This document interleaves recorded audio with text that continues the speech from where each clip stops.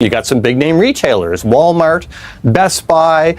You've also got companies that make everything from the shampoo brands that Americans use on their hair down to the shoe brands. Little by little, the costs of President Donald Trump's tariffs are starting to show here in the U.S.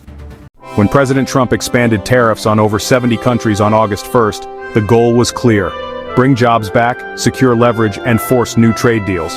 But within just days, the consequences are being felt. Not in Beijing or Ottawa first, but in Detroit, Dallas, and the daily lives of American families. One Detroit auto supplier says he's going to have to lay off employees and close a warehouse because of the president's tariffs. Went to India to procure products from there, trying to save our consumers money. And now India is hit with tariffs. So everywhere we turn, we're starting to see more and more roadblocks. So it's been quite discouraging.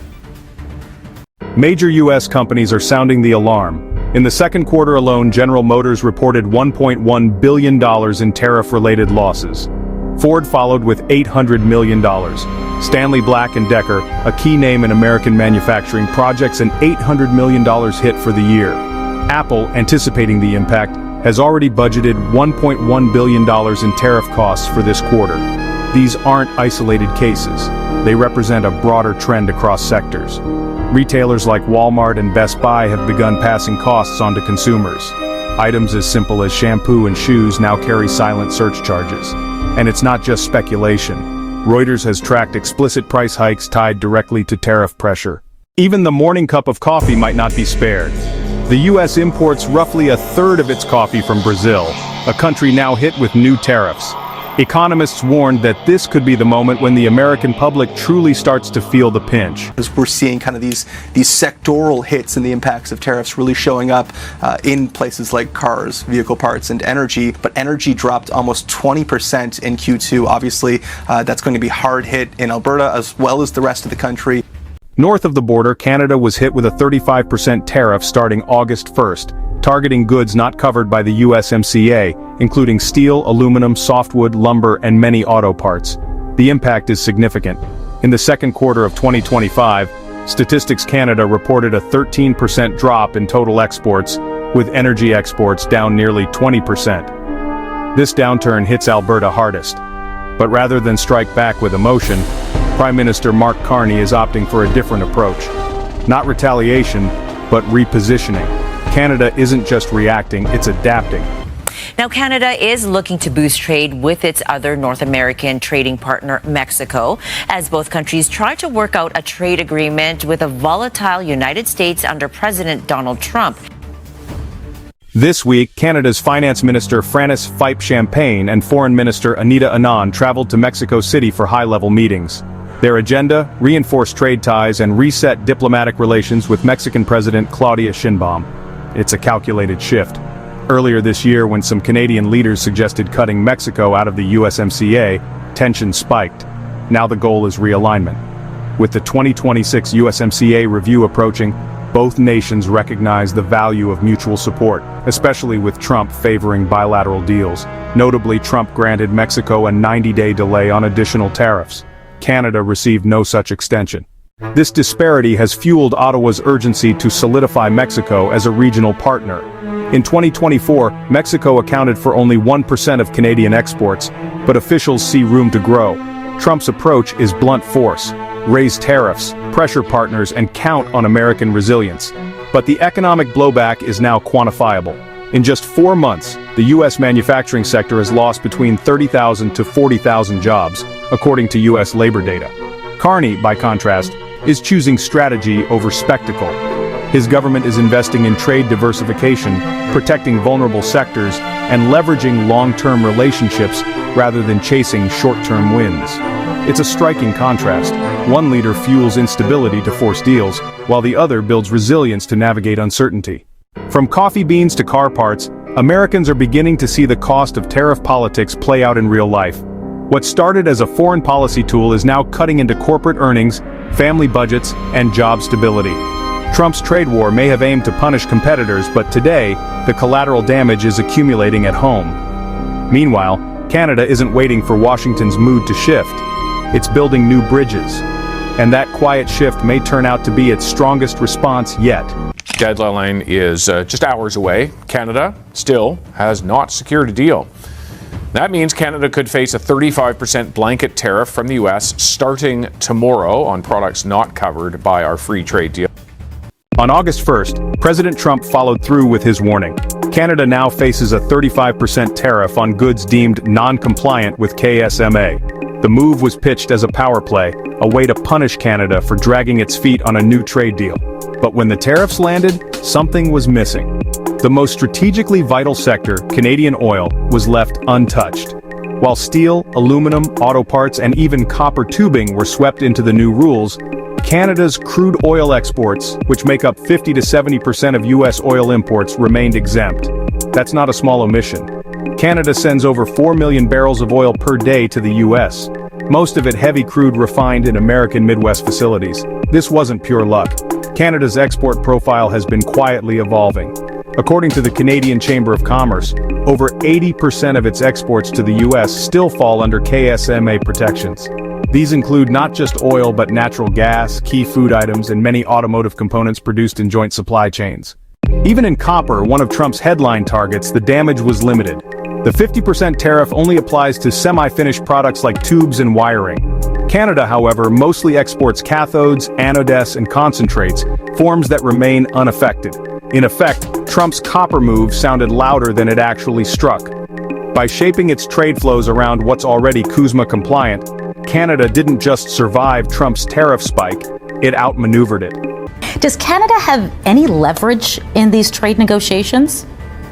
Not much. And you've seen that even though we have probably the most ideal prime minister to be negotiating, the problem is that Canada doesn't have a lot of leverage here, in part because you're dealing with a crazy person, and it's really hard to negotiate crazy.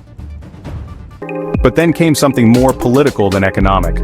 Just hours before the deadline, Trump posted on Truth Social, tying trade negotiations to Canada's recognition of Palestinian statehood.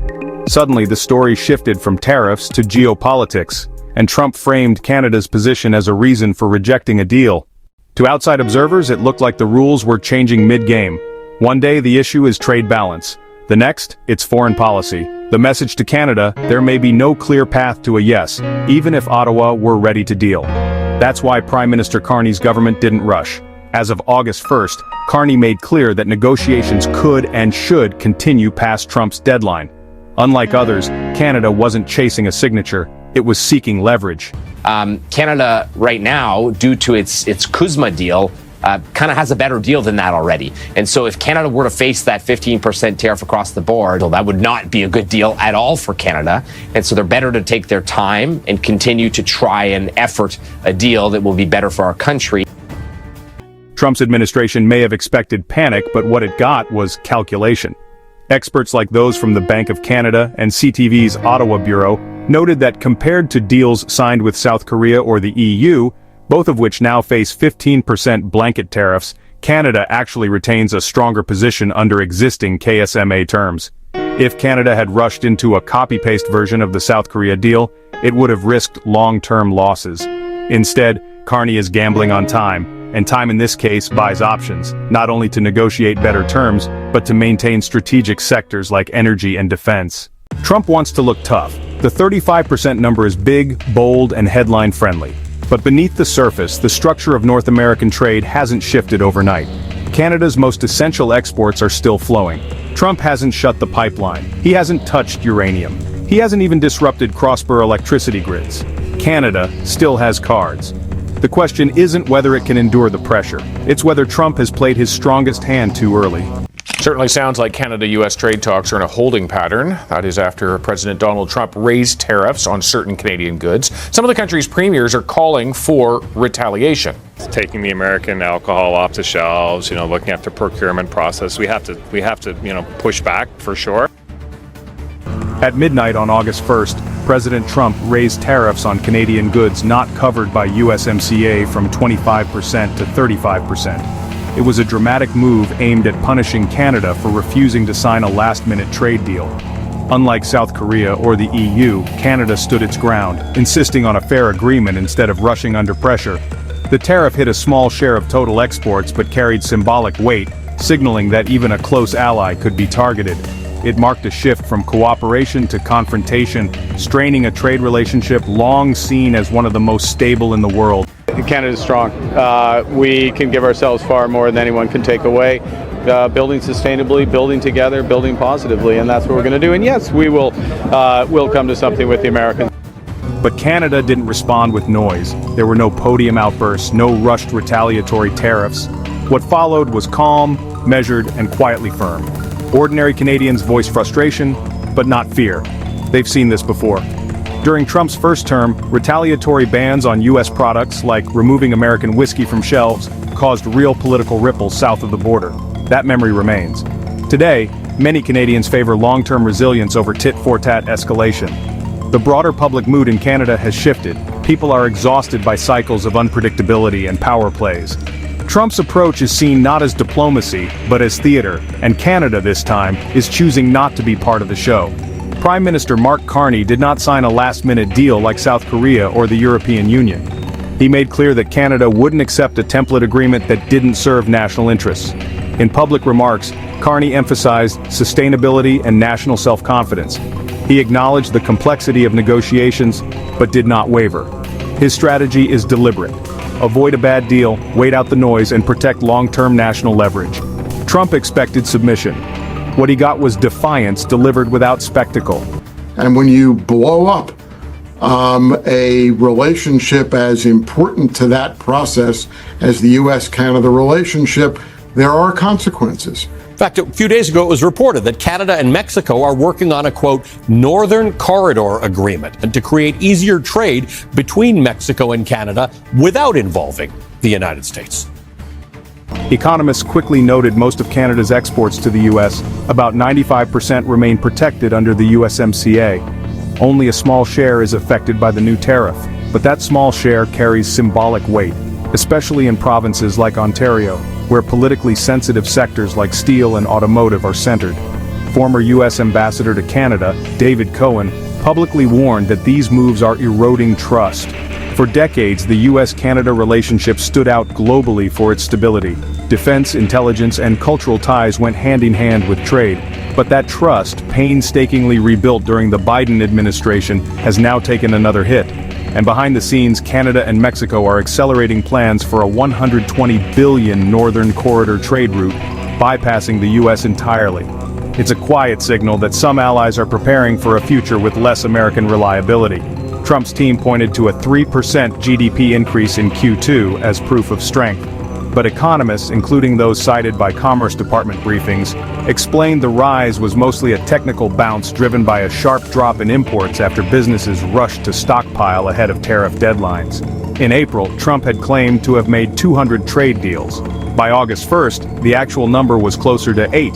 Canada, notably, wasn't one of them. Trump's strategy is to appear strong, but with every tariff that alienates a key partner, the U.S. risks standing more alone, isolated from the very allies it once relied on.